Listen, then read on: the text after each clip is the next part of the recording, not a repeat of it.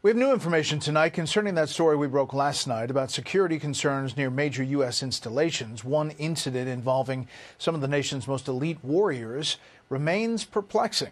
Chief National Security Correspondent Jennifer Griffin is again at the Pentagon tonight with this. Good evening, Jennifer. Good evening, Brett. New developments tonight in the mysterious shooting in Carthage, North Carolina, outside a U.S. Army Special Forces residence, involving an elite U.S. soldier and two Chechen males who immigrated from Russia. At least one lived in Chicago, but neither name so far appear in any national databases, and I'm told both were here illegally. We've now learned that the phones collected at the scene have been taken to an Army base for analysis. To recap briefly, on Friday, May 3rd at 8:15 p.m., an Army colonel reported an altercation with a possible trespasser near his home. The individual was reportedly taking photos near the colonel's home with a telephoto lens under a power line in a wooded area.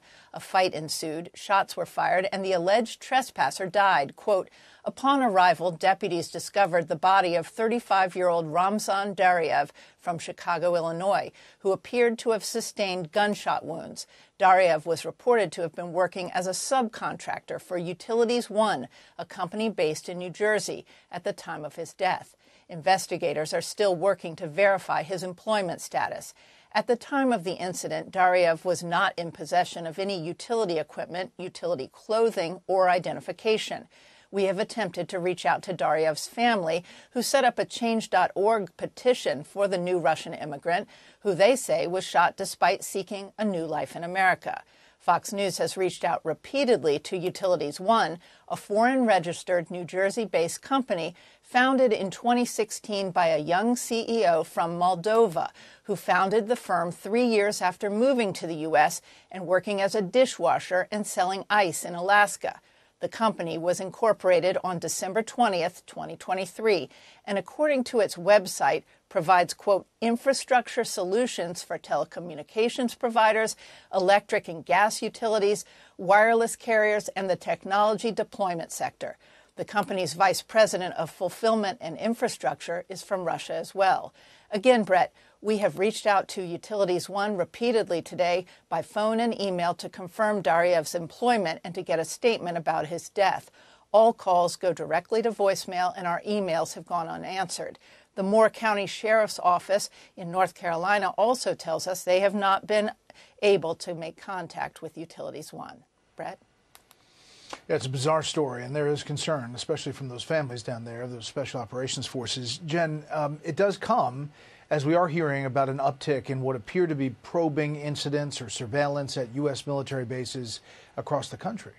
That's right, Brett. Special Operations Forces have reported many suspicious surveillance activities of them and their families of late, and the military has seen an uptick of foreigners probing near or on U.S. military bases.